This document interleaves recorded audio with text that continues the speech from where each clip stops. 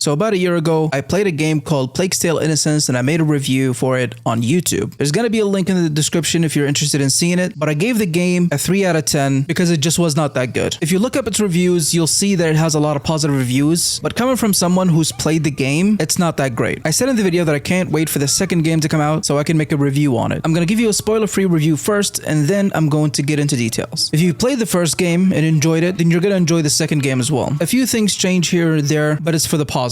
You're not going to regret buying it, but you might regret buying it if you buy it on full price. So don't buy it at full price. Always wait for a discount, especially when it comes to Requiem. And if you find a website that gives you a better deal, then definitely take the website over Steam or over PlayStation, regardless. The game is definitely not $60 worth at all, not even $50 worth at all. I would say the game is worth $30 at most. So that was a spoiler-free review, and now I'm going to get into detail. The game is very boring and it's very fluffed out. There's a lot of areas that are just there for no reason and they have nothing. And not to mention, the load screen between each level takes about 45 seconds to a full minute to load. I'm thinking it's because the first game was about 5 hours long and you can bang it out in one session, and then this one is about 15 or 17 hours long and it shouldn't be labeled that at all. If you take out all the loading screens between levels and the loading screen when dying, the game would most likely lose about 7 or 8 hours. And I mentioned that the game is fluffed out, and here's a perfect example of this. At some point in the game, you are given 3 platforms. All of them are the same height. A platform on the right has treasure, a platform on the left has a ladder, and the platform in front of you is inaccessible without an elevator. The elevator is between platform on the left and the one in front of you. What you're meant to do is climb up the ladder on the platform on the left, have your companion pull the elevator up, walk across the elevator,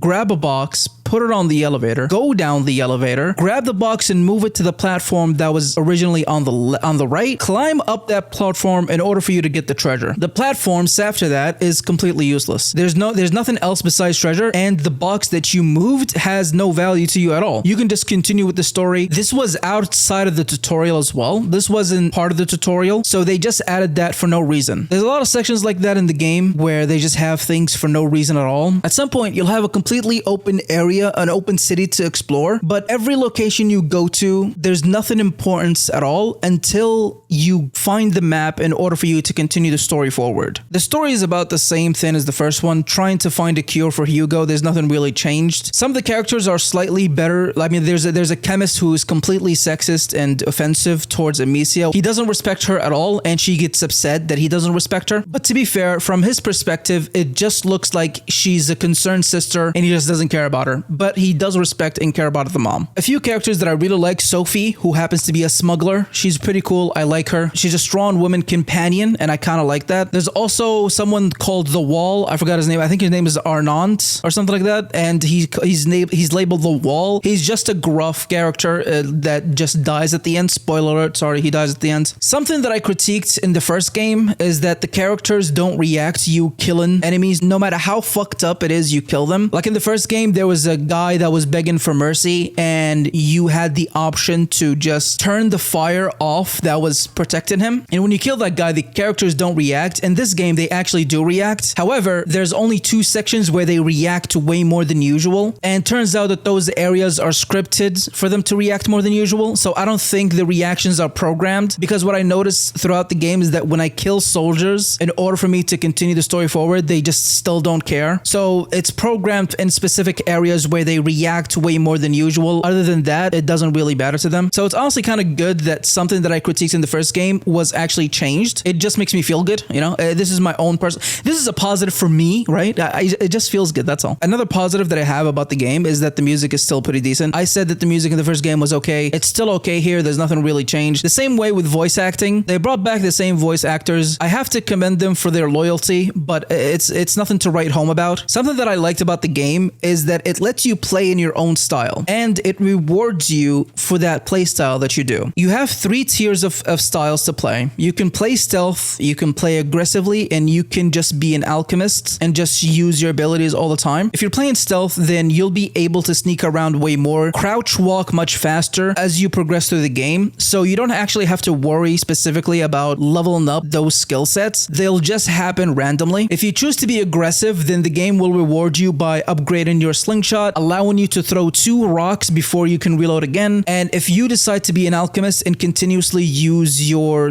super pistachios or something like that. I don't know what they're called in the game, but if you use the abilities that you have, the skill set that you have, then the alchemist skill tier will upgrade itself. And the same thing with the aggression and the stealth. Upgrading your slingshot, your utility belts and all that requires you to find these tools. And once you find the tool, you'll be able to upgrade any of the things you want. What I did at the very early at the start of the game is that I upgraded the tool fully. So then I can just upgrade wherever I want without the need of a crafting station. So after doing that, the game just became easier. So because I can just upgrade my character whenever I feel like. The others are kind of confusing. The first one makes sense. The other one just doesn't at all. The first ending is where Amicia decides to kill Hugo because that's the only way to stop the macula. Because at some point, Hugo, after losing his mom, losing Arton, losing everyone that he loved, he just decided to give himself up to the macula. And Hugo and Amicia just decide that it's time to end it. So after that ending happens and it's all over, we cut to Amicia in the cabin in the mountains just by herself. And then Sophie comes along and they have a conversation where Amicia says that she is now able to track the next carrier of the plague and the next protector, which is something that we found early in the game. We found the predecessor to Hugo and Amicia, and Amicia randomly said at the ending that she figured it out, but they never actually showed that she figured it out or how she figured it out. It's just something that happens off screen, and then Amicia says, "Oh, I got it. I figured it out now." That ending just honestly feels lazy and confusing. And after the credit scene, after the second ending, after the credit scene, it shows someone who happens to be in the future. He or she is wearing a blue medical apron, and you can hear heels clicking in the background and beeping. I can only assume it's the future. So honestly, I don't know if there's going to be a third game, but if there is, I'll definitely make a review on it. And even if there wasn't,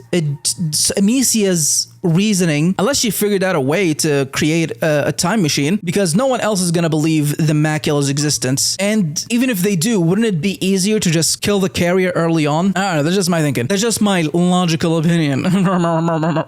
Sorry. I would give this game, honestly, a 5 out of 10, except for the fact there's no dogs in this game, so you can't pet dogs. So, you know, it's going to be a 4 out of 10, because in the first game, you can pet dogs. And this one, you can't. So that 5 goes to a 4. The 4 points that I actually liked: music, playstyle, something I critiqued which made me feel good, and graphics. Yeah, those are the only 4 things. I forgot to talk about graphics. Yeah, the game is pretty. Yeah, that's it. That's the end of this video. Thank you for checking it out. I appreciate you. Don't forget to like and subscribe, and I'll see you in the next one. Appreciate you. Love you. Bye. All right. Usually I don't do this when I'm recording, when I'm doing game like record sessions. You know, I just let it happen, and I just do a voiceover later. Tell me something. Why the fuck can no one just, you know, go through this hole here?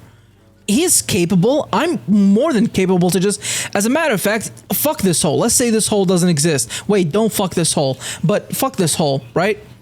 Fuck, comma, this hole, okay? I can easily fucking pass through these grates. I mean, look how fucking tiny Amicia is. I got so pissed that I actually decided, you know what? I'm gonna fucking talk about this mid-recording. God damn it, man. I played through this game once and I stopped like after I reached the boat. I'm supposed to reach a boat here. I stopped after reaching the boat, and this just annoyed me again. Still, it annoyed me before, and now it annoys me again. Anyway, yeah, I'm gonna mute myself again because I don't want to. Fucking Future Logical, I swear to God, if you don't put this little fucking thing in here, I'm gonna be fucking pissed. Okay.